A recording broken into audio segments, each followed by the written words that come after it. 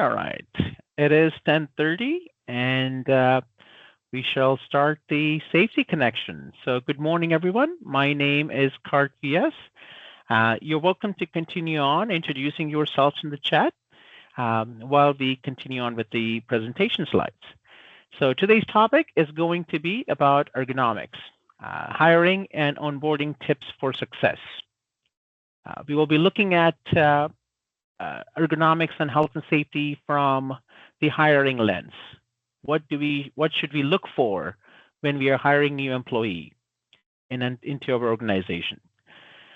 We will also be looking at providing some of the basic understanding of ergonomics and how that plays a role and its importance when it comes to hiring new employees. So before we start, a bit of my introduction. My name is Kart VS. I am a registered kinesiologist. I have my MBA. I'm also a health and safety professional, an ergonomist, and I'm also a doctoral student in business administration. I have been working in health and safety field for close to 20 years, and specifically in the role of a specialized consultant in ergonomics. Next thing is we had to cover the disclaimer that the presentation, all rights are reserved. Please note that this presentation is protected by copyright. Using AI tools to record, transcribe, or copy any part of the presentation is not allowed.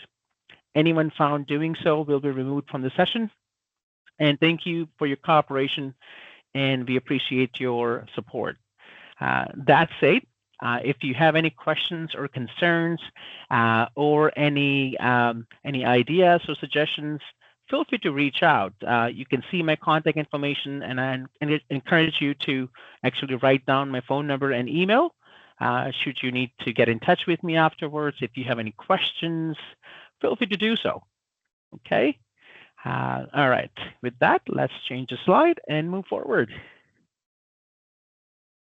Another slide for disclaimer.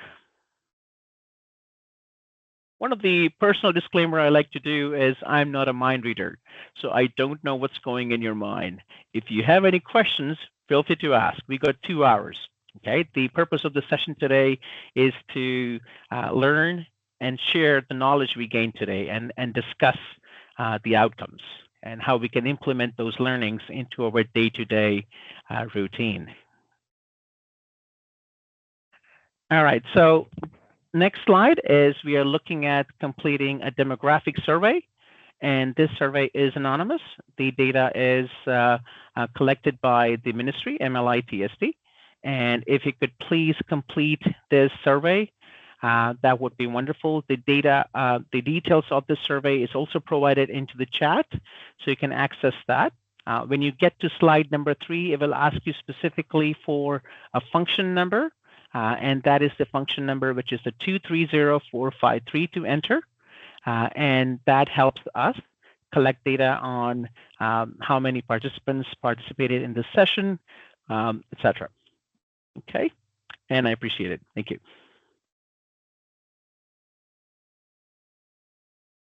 All right. So let's see if if you click on it, you should be able to access the link as well. And we also have the chat feature where you can click on that link and access the survey.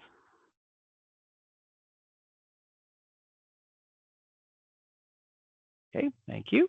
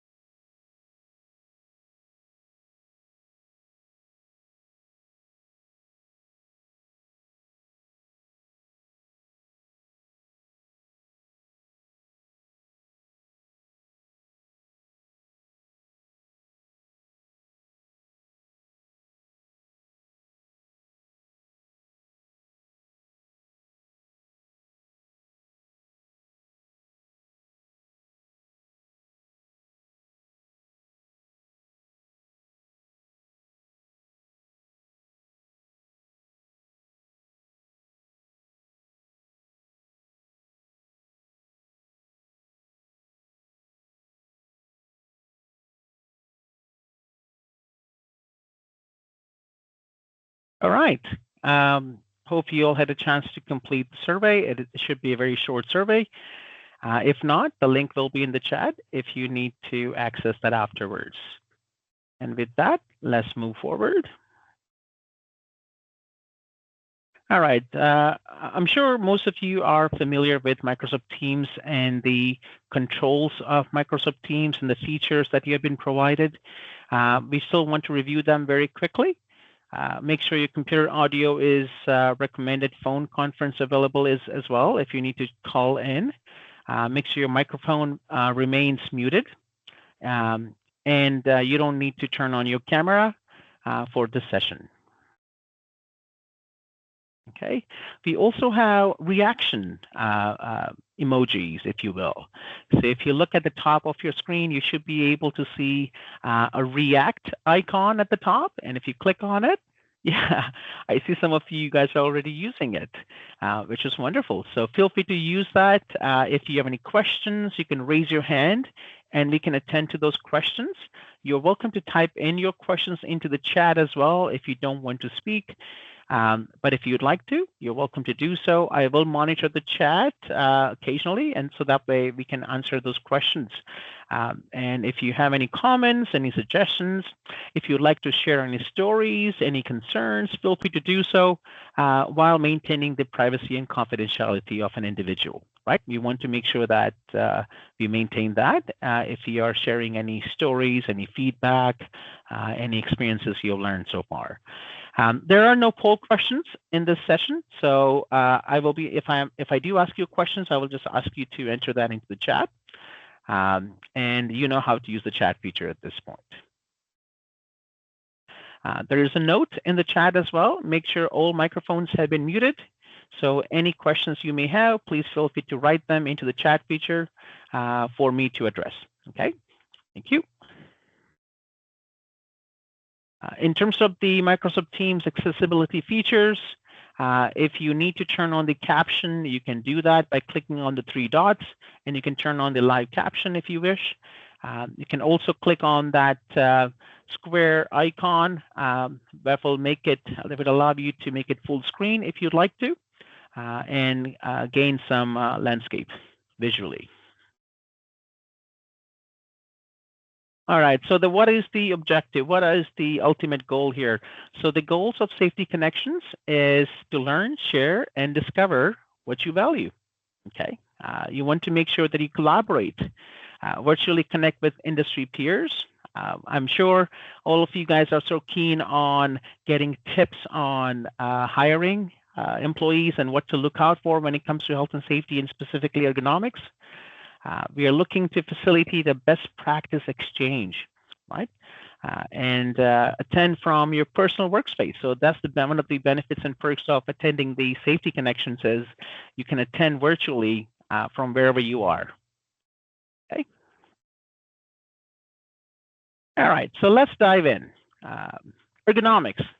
Very simply speaking, what is ergonomics? The definition that I have on the slide is coming directly from the CSA standard, Canadian Standards Association, Z412. Okay, it is a scientific discipline concerned with the understanding of interactions among humans and other elements of a system, and the profession that applies theory, principles, data, and methods to design in order to enhance human well-being and optimize overall system performance. So what are the key words from that definition? The key words from this definition is to achieve comfort, okay? Is to enhance the human well-being, is to optimize the overall system performance. Those are the key words that we are looking for, okay? What can we do collectively, comprehensively within our workforce so that way our workers are safe, sound, while ensuring the business productivity, okay, enhancing the performance of overall system. Now, when it comes to the system itself, there are 3 key elements that we are looking for, okay? Number 1 is always going to be the worker, right? The person involved in the task at the workstation. We are looking at their abilities. What are they able to do? We are looking at workstations and their body dimensions as well, the anthropometric data.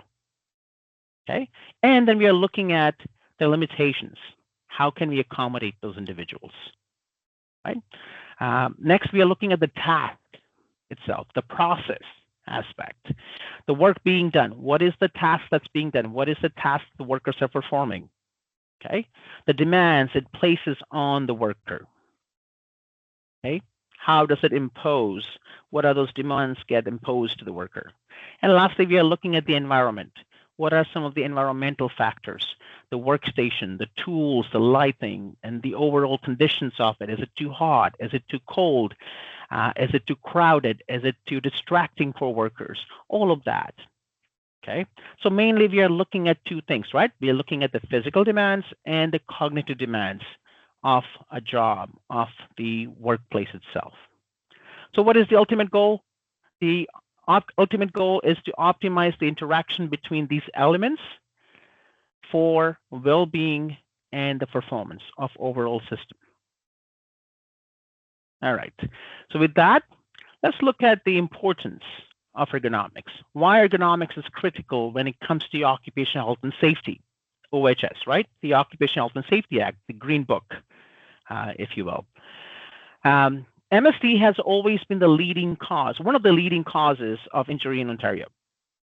Okay, and it is consistently in the top 5 priorities with the ministry, and has been part of that for as long as I remember.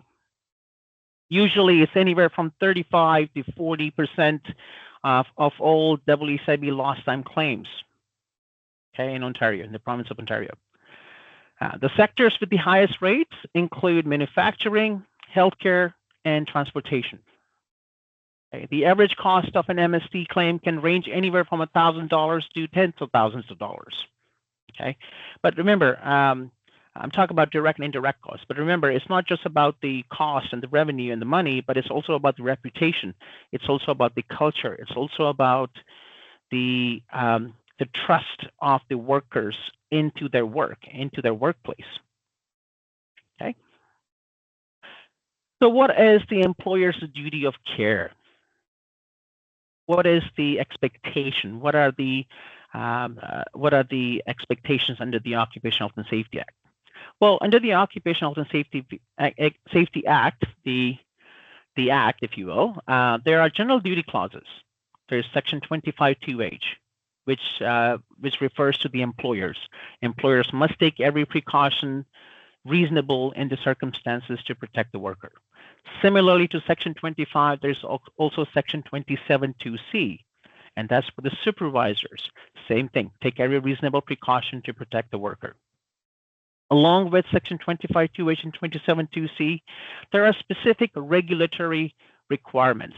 So for example, Regulation 851, that applies to industrial establishments.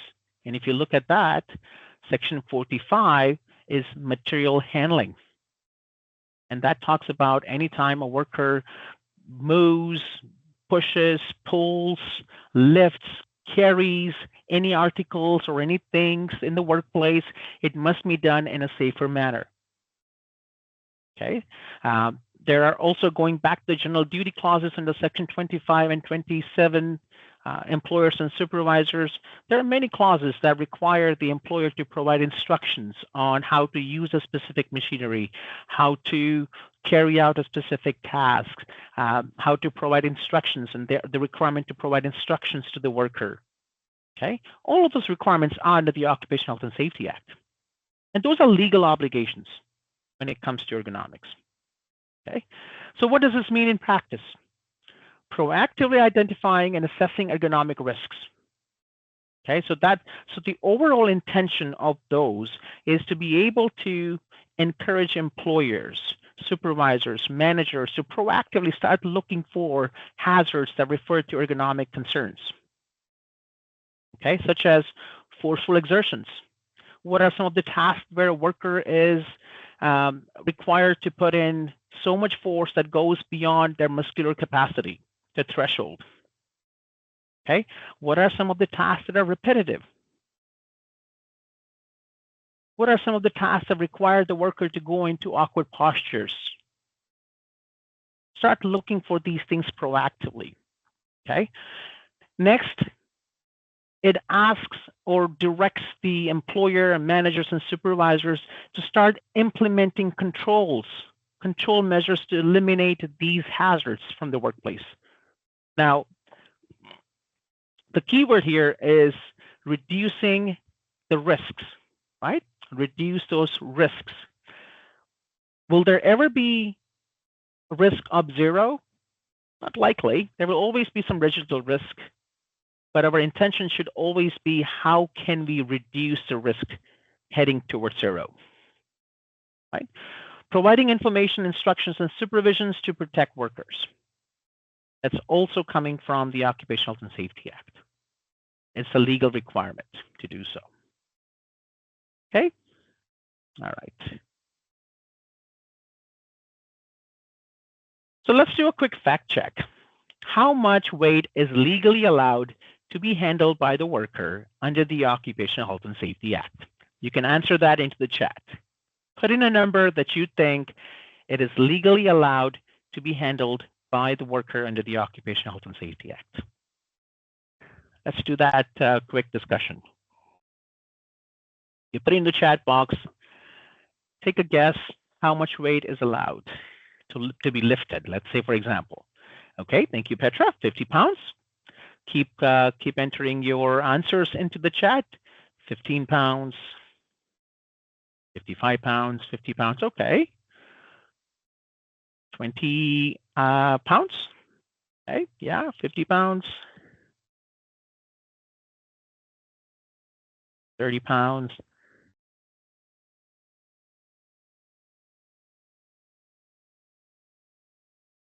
Okay, so we got quite a few answers there. And one of the reasons why we have different answers in the chat box is because there is no legally set number. Okay, the law cannot dictate a specific number that is common for everyone when it comes to physical demands, right? So for example, I cannot dictate that Julia, who is one of my coworker, that she should be able to lift 50 pounds, right? Because we don't know. We are all different. We are all unique. We all have different expectations. We all have different health requirements. We all have different history of our health conditions. We are different body types. So the law cannot dictate a set number. Now, you may say, well, on my job descriptions for my workers who work in warehousing, they are required to lift up to 70 pounds. You may be right, but those are called bona fide requirements, okay? And this is where we start getting into that hiring aspect. When you hire a new worker, it is very important to let them know that these are the job requirements. Okay, that's what makes them bona fide, which is, here you go, here's the job descriptions, these are the physical demands of a job. Okay, and if they still continue on with that interview process and the process of it, then you are already disclosing that to them ahead of the time. But it is not legally dictated anywhere in the Occupational Health and Safety Act that this is how much one should be able to lift, push, pull, etc. Now, as an ergonomist, yes, we can definitely do an assessment, and we can do an assessment based on a specific percentile, such as 75th percentile, 90th percentile, and we can give you as an employer saying, for the 90th percentile population with this specific height and this specific body weight, they should be able to do this much lifting, pushing, pulling, etc. Right? Keeping in mind that even with that, it does not consider individuals who have limitations or restrictions or limitations from their path. Okay. All right. Let's talk about the business case for ergonomics. Why should we care as a business leader? Why should I care when it comes to ergonomics? Okay. Keep in mind, ergonomic interventions are not a cost, but rather should be seen as an investment. When you deal with a machine guarding hazard, and you apply or implement a guarding on a moving part, Yes, you are preventing injury right there at that spot. So there is no way for a person to put their fingers. You eliminated the risk of amputations at that point, right? By putting a guard on. Ergonomics does not happen right away. Ergonomics intervention take time to show the difference. Let's take an example. If you have a warehousing employee who lifts boxes all day long and they get lower back pain after a while, you put in a height adjustable table for them, right? A skid pelletizer or a skid that brings the skid up, okay, based on their weight. Now that is going to show the difference over time. Okay, the workers may start feeling the difference right away, but the financial return on it takes time because now the injuries are going to come down eventually. Okay, so keep in mind, ergonomics intervention should be seen as an investment that you're making. Okay, productivity and quality. Washington State Department of Labor has shown, based on their studies and research, that ergonomics recommendations increase efficiency by 20 to 30% in productive gains and fewer errors and less waste. As a business leader, I'm always keen on what can I do so the productivity and efficiency goes up? What can I do so my workers are making fewer errors so that way QA department is not strained? And what can I do so that way there's less waste in the process? Okay. It also focused on cost reduction. Okay, lower WSIB premiums because of the less injuries that happen over time. Reduce absenteeism and turnover rates. Employees feel happy. They don't feel tired at the end of the day. Remember, work shouldn't hurt, right? Decrease cost of associated with modified duties. Okay, if the workers are not getting injured, you don't have to substitute that worker. You don't have to provide modified work, which affects the productivity at the end. Okay, engagement and morale goes up. It demonstrates that the company values its employees. They care. Okay, these are the business incentives that one should be looking out for. Now, remember, one of the things that I should stress is when it comes to ergonomic recommendations, our recommendations should not hinder the work process. Our recommendation should always improve the process. It should help the worker work in a more comfortable manner. Okay, it should be low cost. Most of the recommendations I make as an ergonomist is always low cost, something that can be done in-house. Yes, there will be recommendations that would require purchasing and procurement and all that, depending on the intensity of the claims and scenarios we are dealing with. But usually, most of the time, look for solutions that are low cost, something that can be done in-house. Let's take an example of an office ergonomics. If workers are looking down, the monitors are not adjusted, you can adjust the height of the monitor by putting books or binders or stack of papers underneath. Boom, now you raise the screen up. Now the worker is able to keep their neck straight. Doesn't cost much at all. Stack of papers. Right? Yes, you can get fancy monitor stands and all that afterwards, but these are temporary solutions that help the worker a ton. All right, how does a caring employer demonstrate commitment? So I know we all care, but how do we demonstrate that? How does it come across? How do we see that? How do we record that? Okay, remember, it goes beyond compliance. Okay, I know these are the minimum requirements, but we have to go beyond this. Okay, beyond compliance means a caring culture is built on visible changes you make, visible actions, and consistent actions. A worker brings up an issue to you, to a supervisor, to a manager, you attend to it, okay? You deal with it, but did you complete the loop by letting that worker know, saying, yes, I dealt with it. Thank you very much for bringing it up. If you have any further questions, please let me know. That assures the worker that I'm in a safe place, right? So it goes beyond just the visible changes you make, but it has to be consistent as well. Okay. So what does it look like? What are some of the characteristics? What are some of the qualities that you should look for when it comes to demonstrating your commitment towards ergonomic practices? You need to be responsive. You need to address any discomfort complaints, any complaints you get with pain and discomfort before they turn into an injury or illness. Remember, the worker will bring it up. If they have any discomfort, they will bring it up saying, I have some concern here. Can you help me out? Okay. We need to be able to attend to it before that result in a WSIB claim. That's your opportunity. Okay. Next one is proactiveness. You need to be able to proactive. When you do your inspections, when you do your, let's say GMP, as a supervisor, you're working in a food manufacturing plant and you have to do your GMP inspection. Okay. As you're walking through, also pay attention to health and safety hazards. Also pay attention to ergonomic concerns.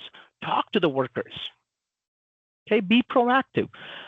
Leaders actively looking for ergonomic improvements during walkthroughs.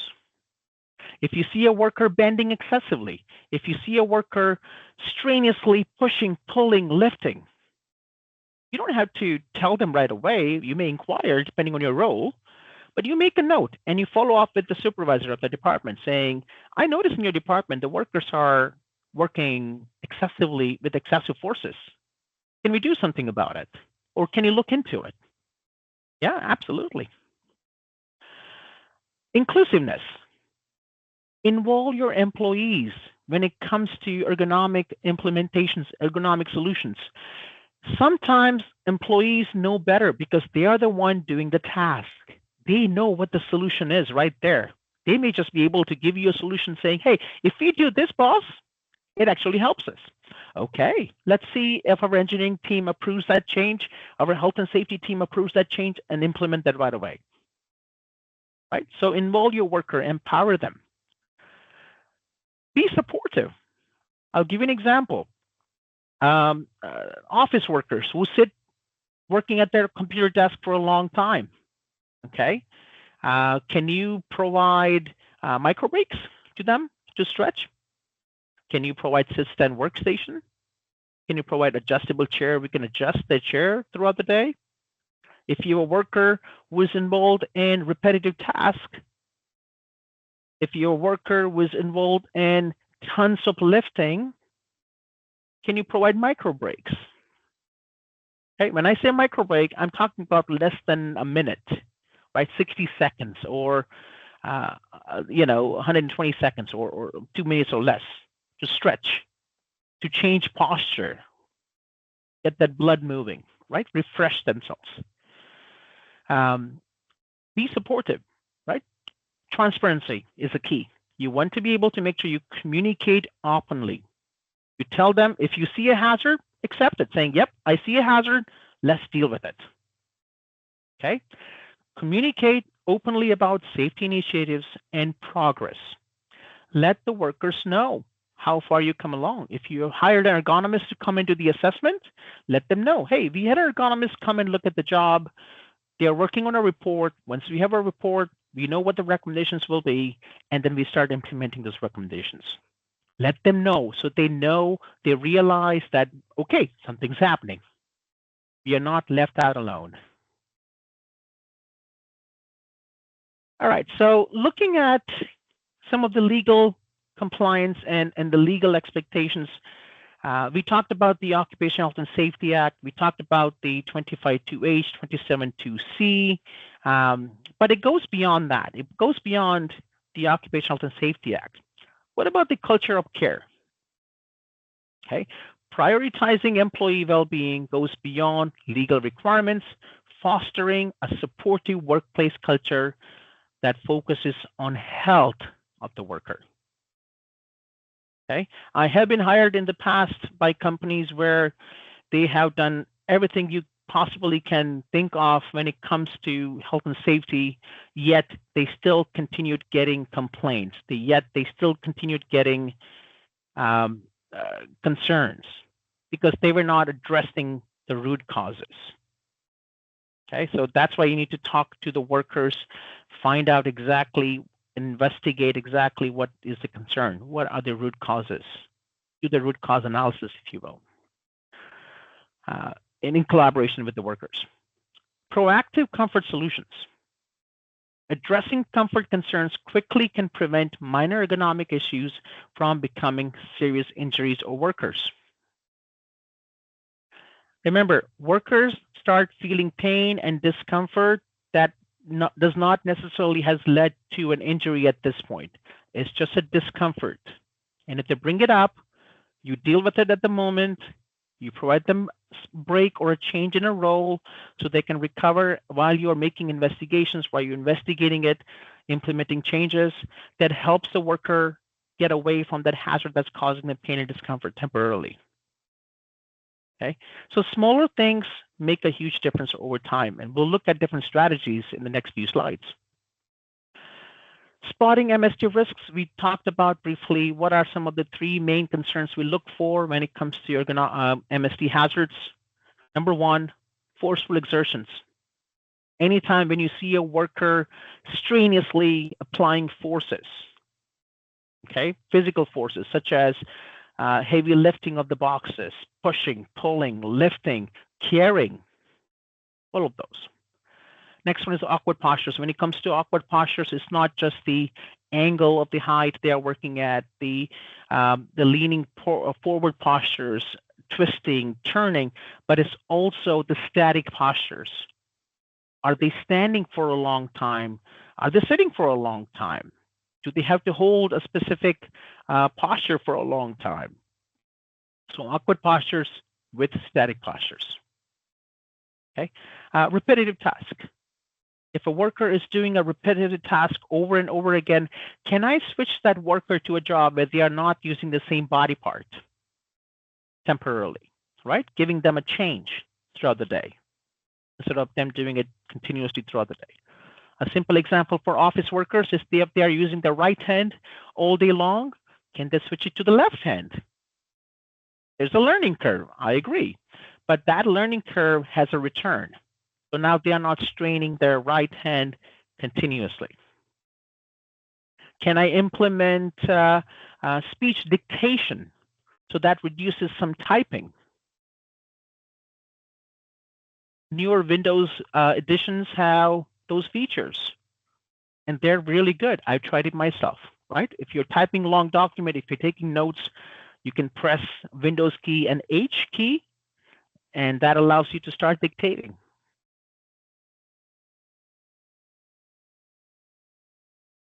Proactively hiring for safety. So before you start hiring for safety, there are a few things that you have to understand about your own organizations, about the jobs that you're hiring for. Physical and cognitive demands analysis. That's number one, right? You need to figure out what are the physical demands of the role that I'm hiring for? What are the cognitive demands of a role that I'm hiring for? Okay, physical demands being the weights, the forces, what body parts they are using, what postures the workers are required to go through, what are the job expectations, what are the essential roles and duties of a job. And then you look at the cognitive demands as well, not just physical. Are there going to be tasks that requires the worker to do multiple tasks at a time, respond to multiple people, work alone? Do they have the ability to manage their task? Do they have the ability to work distraction-free? Or are they getting bombarded by questions? Do they have to meet multiple deadlines in a day? So you look at the cognitive demands as well as the physical demands of a role. When you post a job posting, you want to make sure that you are being transparent to the new hirees. Okay? Clearly list role requirements in job ads, and doing that attracts the right candidates, okay, with the right abilities for safe performance. Now, the next thing after that is applicant safety assessment. So what is applicant safety assessments? Well, these are assessments that can be done to demonstrate that they can do these tasks. Okay, assessing applicants' ability to safely perform essential duties builds the foundation for sustainable employment. Any bona fide requirements you have that have been justified, and I will tell you what I mean by justified in the next few slides, because any requirements and standards you employ in a job role needs to be essential to the role, necessary to the role, and justifiable under the Human Rights Code. Okay. So a quick description about PDAs and CDAs. A physical demands analysis objectively outlines job requirements like weights lifted, pushed, pulled, carried, the frequency of movements they do, postural demands, etc. The cognitive demands, as I mentioned earlier, looks at what are some of the tasks and to what level, to what extent they're engaged cognitively. Can they handle stressful tasks? Can they work under pressure? Can they meet multiple deadlines? And what are some of those cognitive demands? Okay. When it comes to the job descriptions, make sure it's accurate enough. Okay.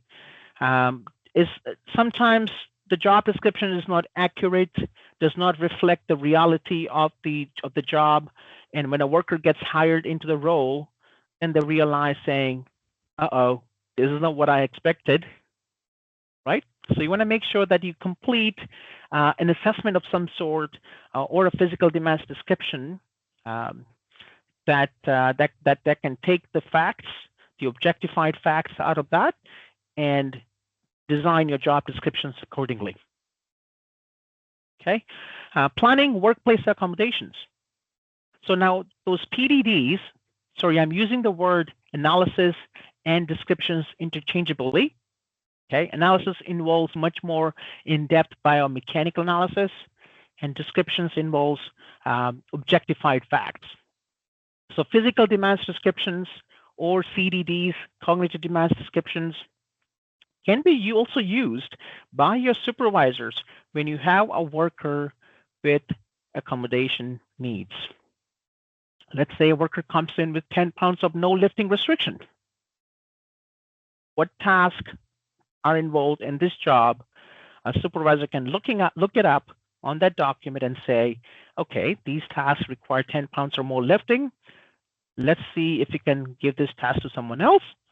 Can you do the rest of the tasks? Modified duties, if you will. In the past, I have worked as a return to work officer. I have accommodated many workers in a suitable role. Modified duties. Okay. Let's look at screening safely and fairly. When it comes to hiring new workers, you want to be able to screen those candidates in a safe and fair manner. But before we do that, one of the things that I should explain is when you are hiring a new candidate, make sure you ask them health and safety questions, basic health and safety questions. And if you feel the need, you can ask specific job-related health and safety questions. So job-related screening standards, make sure the screening processes should strictly follow bona fide job requirements and legal codes to ensure fairness and compliance. If you're asking for a specific requirement on a job, make sure that that is essential to the job. Okay, make sure it's bona fide and it is clearly stated that it's a necessity of this job, this role, to do this specific task. You can ask behavioral interview questions. As you're interviewing the candidates, you can ask questions such as, can you explain how your day-to-day routine went in your previous role? Tell me about some of the physical duties you had to do. Tell me some of the cognitive demands you had to deal with.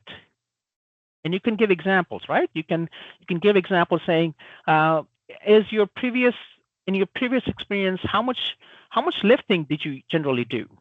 Now, keep in mind, asking these questions does not warrant the future ability of a worker.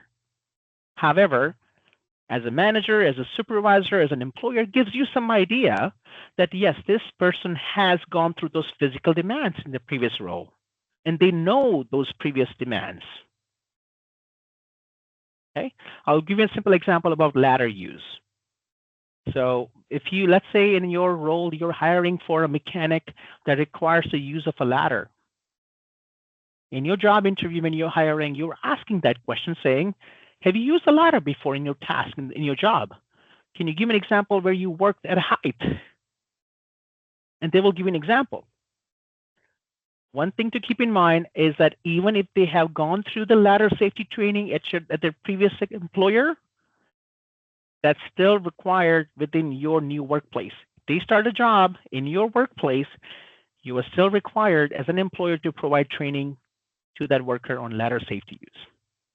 But asking questions like these helps you understand that these workers have gone through those physical and cognitive demands of the job they're applying for. Okay. Objective post-offer screening. Now, one of the examples that I could share is healthcare professionals, right? They conduct post-offer screening to objectively assess the fitness for duty and ensure a safe job match. You don't want to be able to ask and say, do you have any disabilities before they hire, right? Because that could be ground for discrimination. You want to assess and ask the worker questions that are not going to cause you any grief afterwards during your interview process. So keep those questions very objectified. Let's look at bona fide requirements. Now, Human Rights Code defines the bona fide requirements very clearly. Okay, and this is just a summary of it. So you can go into their website and go through the entire in-depth list. But you want to keep the job-related standards that you're expecting very rationalized.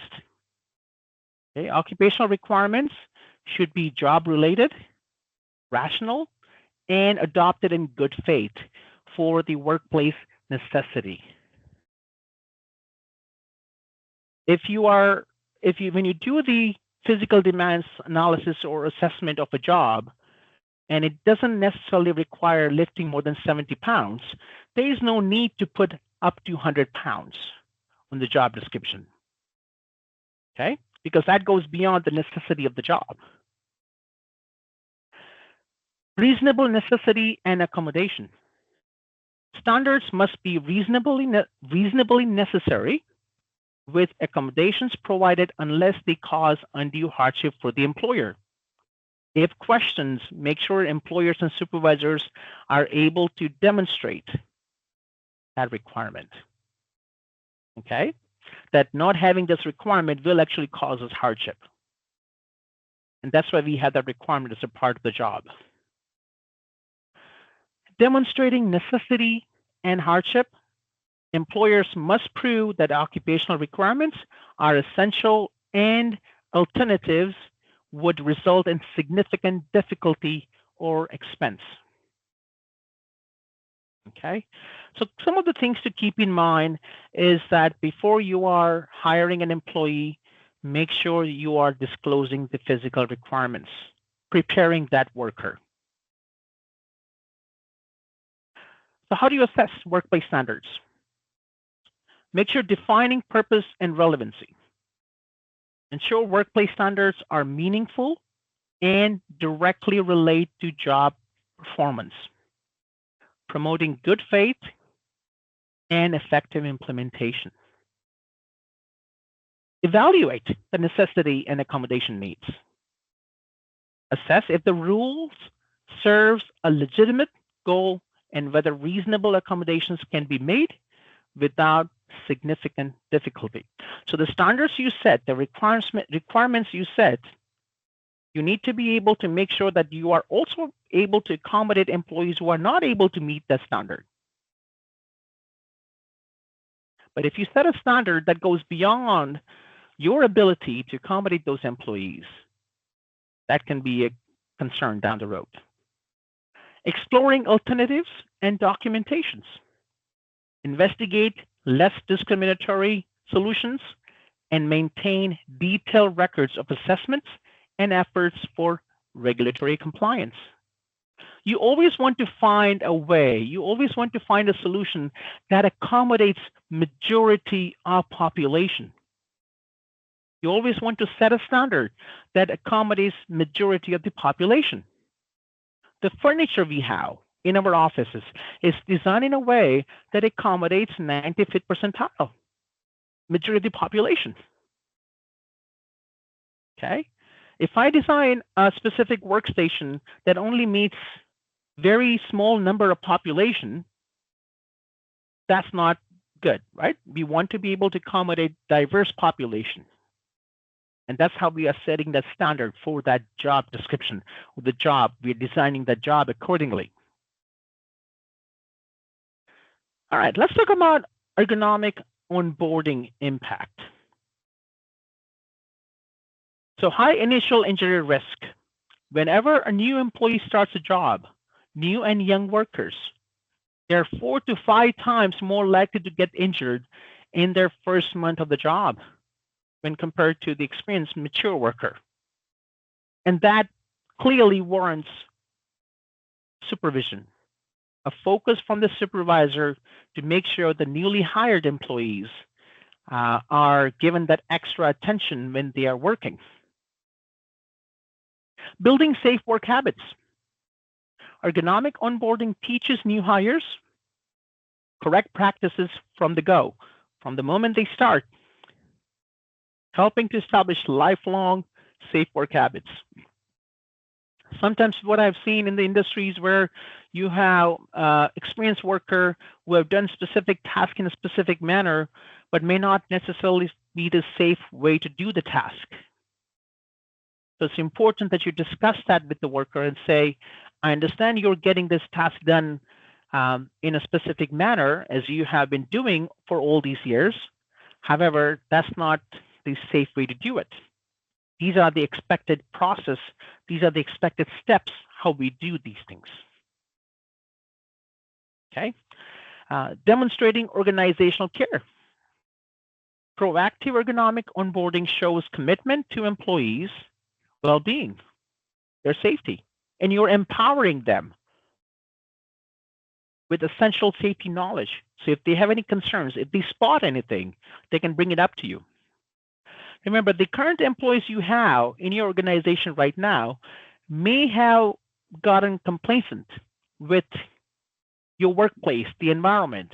But as soon as you have a new worker coming into the workplace who is not familiar with the workplace at this point, they may start identifying things that are concerning. So that's your opportunity right there.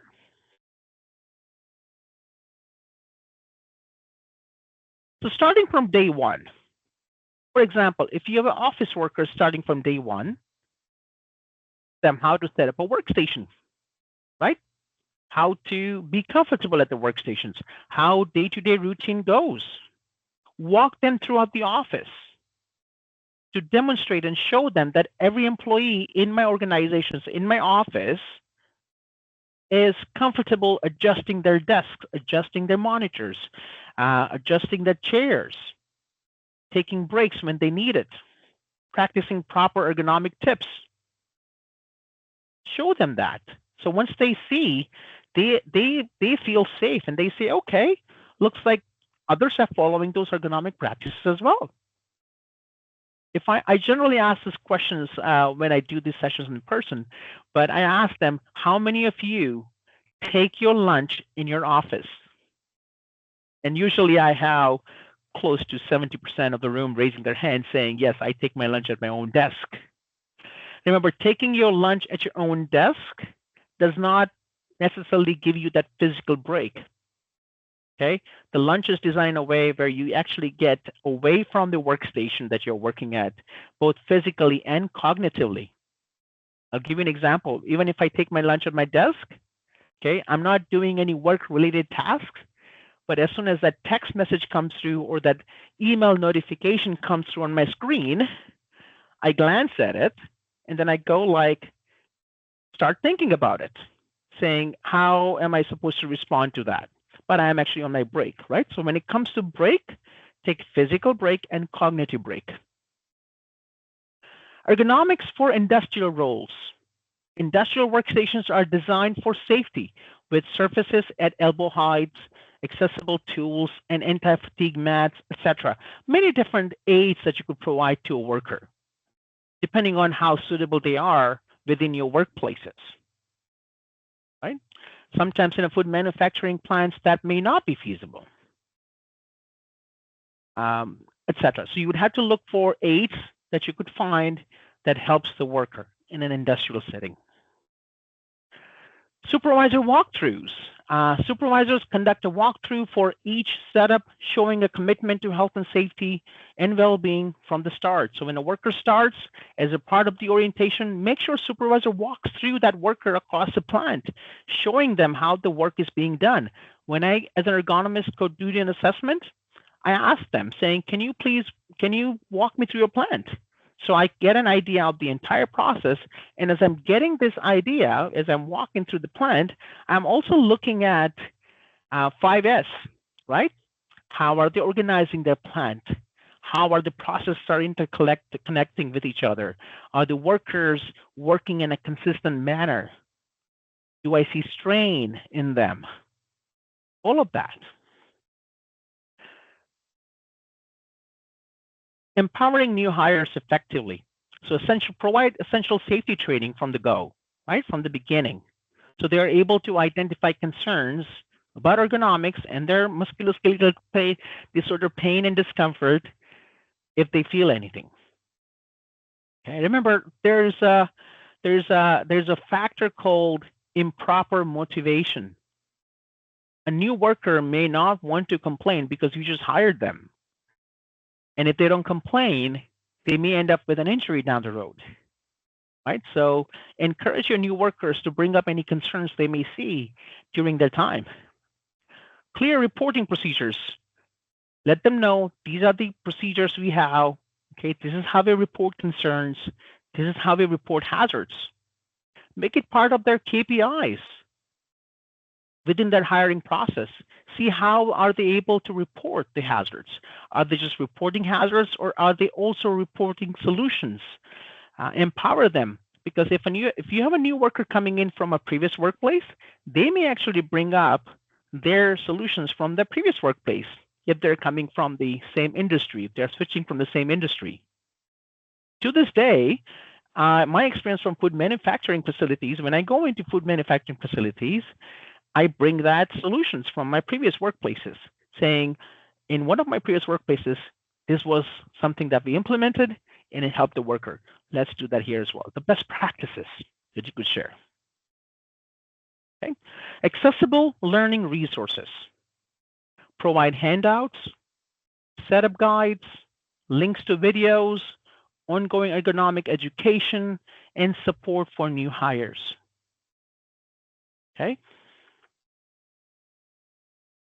Empowering supervisors. Remember, supervisors also play a key role. They are the mentors. They are the coach. I tell that to my supervisor, my manager, saying, hey, look, you have my future in your hands. I'm looking forward to you. You are the one telling me and directing my future while I'm working at a specific organization. I look up to you as a coach, as a mentor. Okay, so provide the real-time coaching. Supervisors observe work and coach employees in real time, improving ergonomics and workplace safety. Now, there's always a challenge saying, I have 25, 30 workers working under me. How am I possibly monitor each and every individual one? You don't have to, right? That said, under the Occupational Health and Safety Act, there is a requirement that a supervisors must monitor the workers doing their work. Generally speaking, as I mentioned earlier, if you have a new worker starting a job, if you have a worker that you think may require supervision, please provide that supervision to them and document. Okay? Active listening and support. You want to make sure that you are sincerely listening to their concerns. Supervisors listen to concerns and support the teams by removing obstacles and providing necessary resources for comfort. Okay, we want to make sure the workers are safe and they feel comfortable to work, so that way they can maintain the productivity rate. They can work and enjoy the work if they can, right? Instead of being in pain or discomfort. Encouraging safe practices. Recognizing safe work practices and fostering psychological safety encourages employees to speak up and improve program success. Ask them, empower them, put it towards their KPIs, to encourage them to bring up any concerns and solutions. Okay, simple strategies, big results, right? Again, as I mentioned earlier, that when it comes to ergonomic recommendations, always find simplest solutions as much as you can, low-cost solutions as much as you can, and if you could do it in-house, do it in-house. Some of the examples: adjustable workstations, adjustable furnitures. See how much adjustability can you bring in. I'm not talking about fancy powered motorized workstations. I'm talking about adjustability. I'm talking about what changes can I make to the workstations that reduces awkward postures. What changes can I make to the process that reduces repetition, etc. Okay, so for example, using adjustable chairs, desks, and tools, they improve comfort level, support the ergonomic needs of an employee. Job rotations. When you have a worker working in a specific manner all day long, can I introduce another job to that worker so they're not using the same body parts and they're able to recover another job? It helps minimize repetitive strain by varying tasks and bringing work closer to them. Micro breaks, eye held. If you've been looking at a computer for a long time, see if you can focus on an object that's about 20 feet away from you for 20 seconds, and then come back to work. These small micro breaks, small techniques make a huge difference over time. It doesn't cost the company anything. Creating a sustainable well-being culture. Okay, embed well-being in daily practices. Safety talks. Okay, we always bring up safety talk in our meetings. So anytime meeting starts, it puts their mindset into the safety mode. Okay, leadership commitment. It helps when leaders in the company do health and safety inspections. Right? I'm not talking about all the time, but once in a while, let's say you have a plant manager visit coming through. They're here to do a plant visit. They are with their engineering team. They're with their marketing leaders, their operational leaders. They're walking through. And as they're walking through, they're also paying attention to health and safety concerns. Okay? Talking to their workers about that cultural aspect within that plant, within that workplace. Remember, when a leader walks through a plant with a specific purpose on safety inspection, that makes a huge impact. That does. I've seen that happen in my past. Integrate well-being in decisions. Anytime you make a decision, think of health and safety. Think of ergonomics. I'll give you an example. We live in Canada. We have people here, diverse populations. We have population from all around the world. If you're bringing in a specific piece of machinery from a specific part of the world, that machinery may have been designed with specific demographic in mind. Now, if you bring in that machinery, if you bring in that equipment in Canada, we may need to modify the workstation to accommodate all the different types of population we have. And that's why we need the adjustability. Okay. So when you make purchasing, when you make procurement requests, make sure your procurement team pays attention to, purchasing team pays attention to all of these aspects.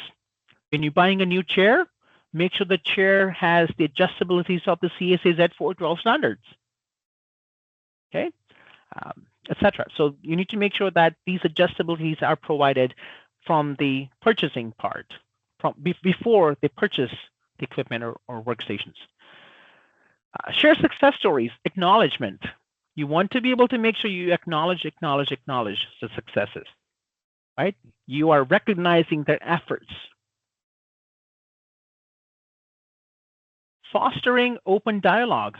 I cannot stress on this more than, want to make sure that you are fostering open communication in your workplace.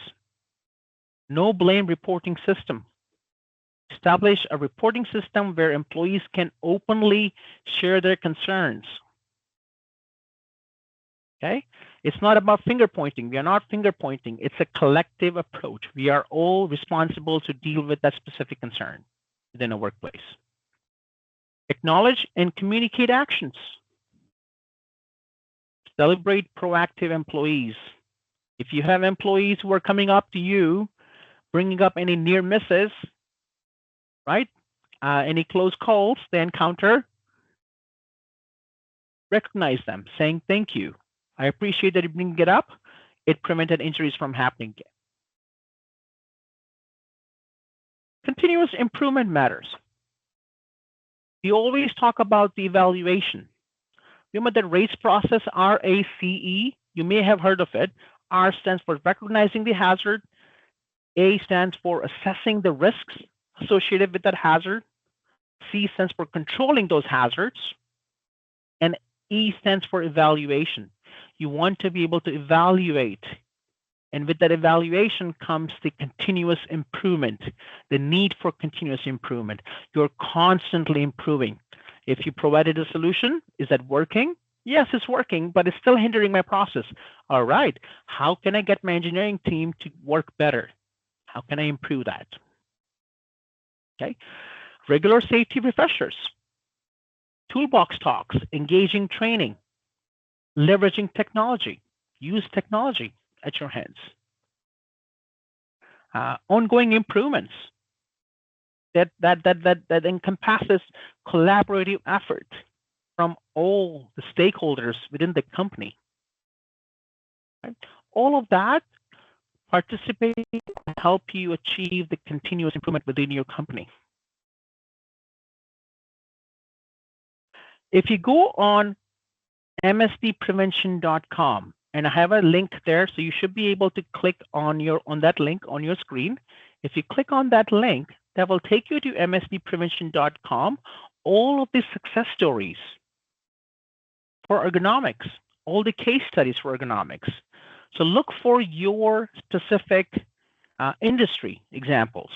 If you are from pharmaceutical, you can click on the pharmaceutical example, and you can see what they have done to achieve success. How did they save money? How did they do the cost reduction by implementing specific control or aid? So read through those case studies and stories. And if you have any case studies and stories to share, feel free to reach out to msdprevention.com as well, or CRE-MSD, Center for Research and Expertise for Musculoskeletal Disorder, CRE-MSD.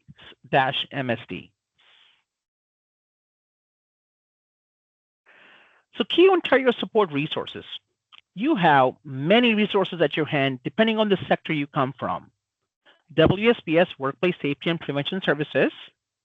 We serve manufacturing, service sector, agriculture, farming, retail sectors as well. Okay, so we have sector-specific associations in Ontario. We have IHSA, we have PSHSA, we have Workplace Safety North, we have OCOW.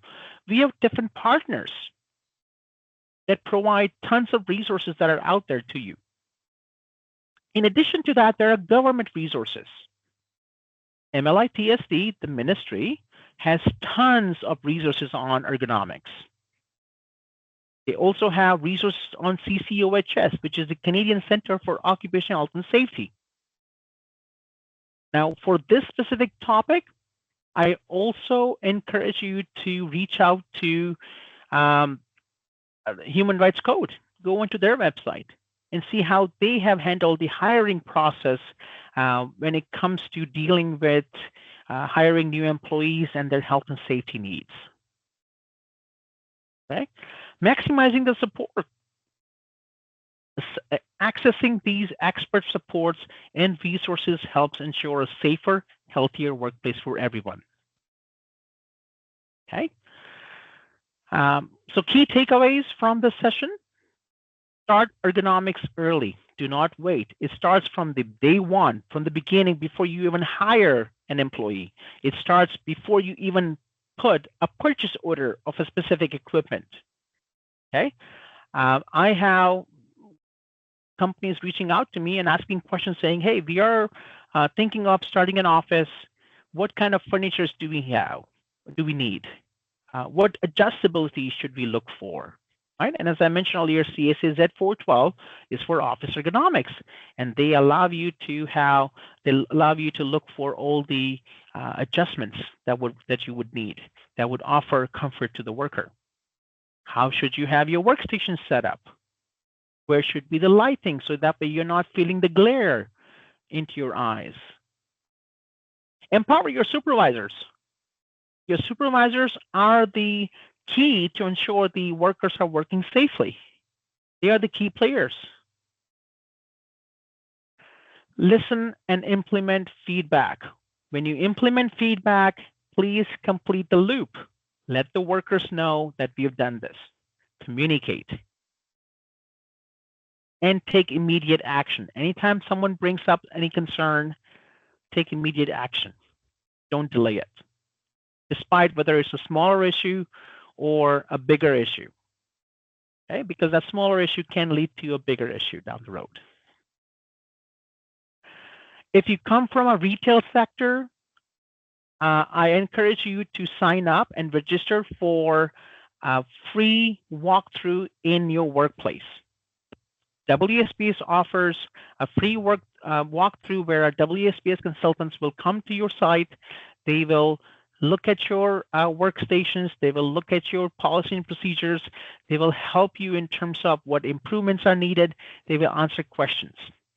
Okay, so if you register there, it's there for your resource. We will come on site. We will get in. If you have your account manager assigned to you, please reach out to your account managers as well. You can click on that register here link, and you are able to register there as well. Tons of resources are out there. Few of the links, such as health and safety checklist, MSD hazard checklist, videos, hazards, risk assessments, ladder safety usage, Ergo insights on safe manual material handling. Tons of resources are out there on the screen. I believe they were also shared with you in your invitation as well. If you go on WSPS.ca, in the search bar, if you type in stretching routine or flexibility routine, you can download posters that help you stretch and warm up throughout the day for your employees as well. Tons of resources are out there. Please use them to your advantage. All right. Again, keep in mind there are tons of other safety connections coming up in the future as well. Feel free to register. The point and the goal of these sessions are to learn and share the knowledge you gained today. Okay. There's also complimentary consulting services. Okay, is your business in the manufacturing, service, and agriculture sector? And if you pay WSIB premium, you are already a WSPS member. Okay, and these members receive one-day consulting on site if you received an order from the ministry. We call them a ministry referral. So if you have a ministry inspector coming in, issue an order, and if it requires one day of consultation, you get that at no charge. So please review that as well, which is called one-day consulting. There are also tons of health and safety assessments that we could do as well.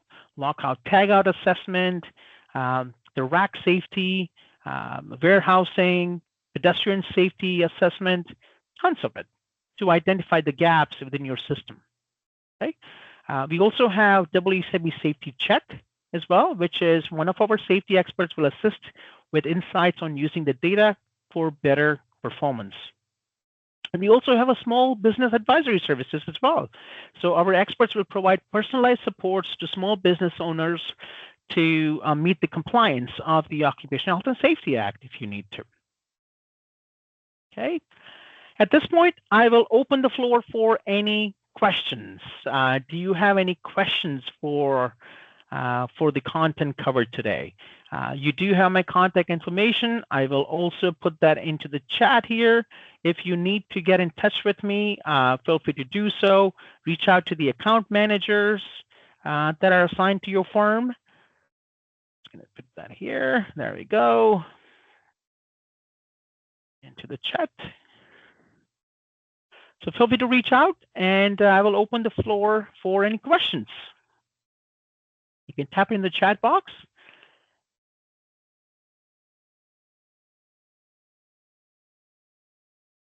Just checking with Jessica. Jessica, were there any questions from before? No, Kurt, there's nothing that I saw. Thank you very much.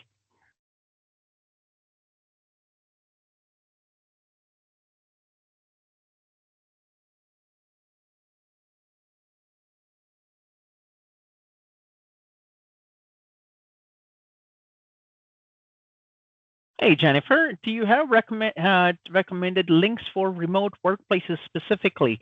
Absolutely. So we do have resources for remote workplaces, workers working.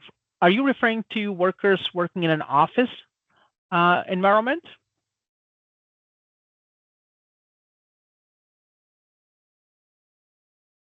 We do have videos. Yes, we have videos in English as well as French in terms of when they work from home and what they should be looking out for. The videos were designed in a specific concept with a specific concept in mind, which is what happens when they don't have office furniture, a proper office furniture as we would have at our day-to-day workstations. Jennifer, if you could just email me very quickly, I will be able to share the links with you for those videos that we made.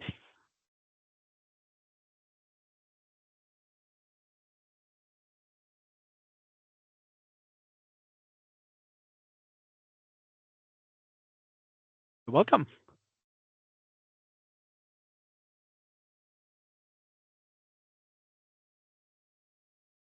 Okay, if you don't have any further questions, that concludes the session today. Again, as I mentioned earlier, if you have any further questions, feel free to reach out to my email, and we will be more than happy to assist you with any of the queries you have. Please share the knowledge you gained today with your coworkers, your family, and friends. The more awareness out there, the better for everyone.